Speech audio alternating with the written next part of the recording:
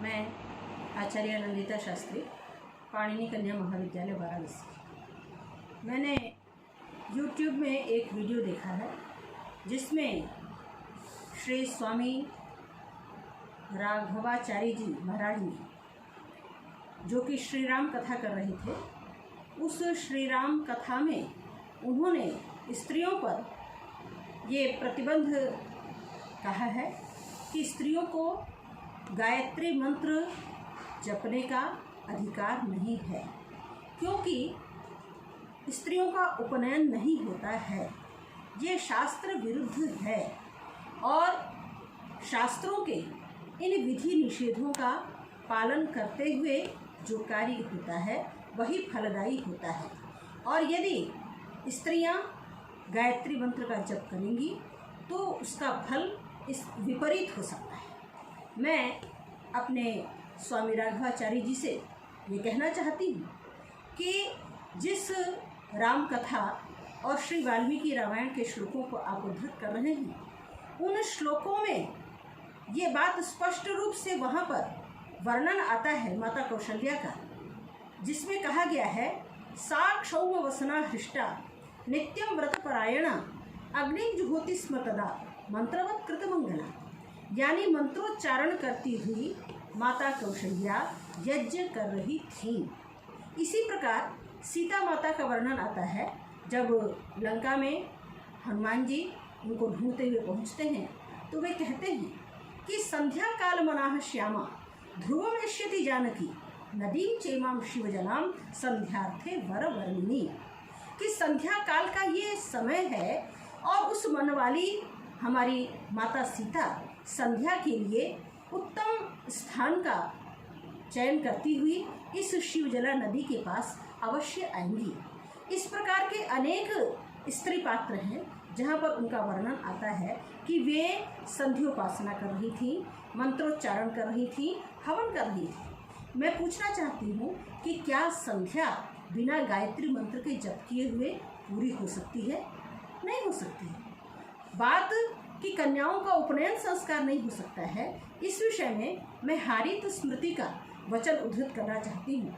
उन्होंने हारित स्मृति में उन्होंने लिखा कि द्विविधा स्त्रियाँ दो प्रकार की हैं, ब्रह्मवादिन्यः सद्योवध्वश्च। एक ब्रह्मवादिनी होती हैं जिनके लिए वहाँ पर आज्ञा दी उन्होंने कि तत्र ब्रह्मवादिनीनाम उपनयनम अग्निंधनम स्वगृहे भिक्षचर्या यह आवश्यक है। कि जो ब्रह्मवादिनी होती हैं उनका उपनयन संस्कार और अग्निंधन माने यज्ञ करना और ब्रह्मचर्य के अनुकूल भिक्षाचरण करना ये उनके लिए आवश्यक है। और इसी को आगे वो व्याख्या करते हुए विवाह मीमांसा में लिखते हैं कि न शूद्र समाः स्त्रियः तस्मात् छंदसा स्त्रियः संस्कार्याः न शूद्रयोनौ ब्राह्मण क्षत्रिय वैश्याः जायन्ते। अर्थात स्त्रियों को शूद्र के समान नहीं बनाया जा सकता है, उनका वेद मंत्रों के साथ संस्कार करना चाहिए। यदि स्त्रियों को वेद नहीं पढ़ाया जाएगा, उपनयन संस्कार नहीं होगा, तो वो शूद्र हो जाएंगी और उनकी योनि शूद्र योनि हो जाएगी। और उस शूद्र योनि में माने स्त्रियों से उत्पन्न जो पुरुष हैं, ब्राह्मण क्षत्रिय वैश्य वर्ण हैं, वे कभी भी ये ब्राह्मण क्षत्रिय नहीं रह सकते हैं, वे सब के सब शूद्र हो जाएंगे। इसी की व्याख्या करते हुए विवाह मीमांसा में लिखते हैं, वस्तुतस्तु द्विजांगनानामपि यथा कुलं यथा कालं कर्तव्यमेव उपनयनम द्विजात्यवच्छेदाय। कि वस्तुतः जो द्विज की स्त्रियां होती हैं उनका भी यथा कुल यथा समय उपनयन संस्कार करना ही चाहिए, नहीं तो सभी शूद्र हो जाएंगे। और द्विज की रक्षा यानी जो गुरुकुलों में ब्राह्मण क्षत्रिय वैश्य का निर्माण होता है, उन वर्णों की रक्षा नहीं हो सकती है। और सर्वे वर्णाः शूद्रा एव भवेयुः, सभी वर्ण शूद्र ही हो जाएंगे, कोई ये नहीं रह पाएगा। इस विषय में मैं वेद का प्रमाण देना चाहती हूँ। अथर्ववेद में एक ब्रह्मचर्य सूक्त आता है। उस अथर्ववेद में ब्रह्मचर्य सूक्त में कहा, ब्रह्मचर्येण कन्या युवानम विन्दते पति, कि ब्रह्मचर्य पूर्वक कन्या युवा पति को प्राप्त करती है। इसका सायणाचार्य जी भाष्य करते हुए लिखते हैं, कन्या अकृत विवाह स्त्री ब्रह्मचर्यम चरन्ति। यानी स्त्री ब्रह्मचर्य का आचरण करती हुई ब्रह्मचर्येण वो युवा पति को प्राप्त करती है।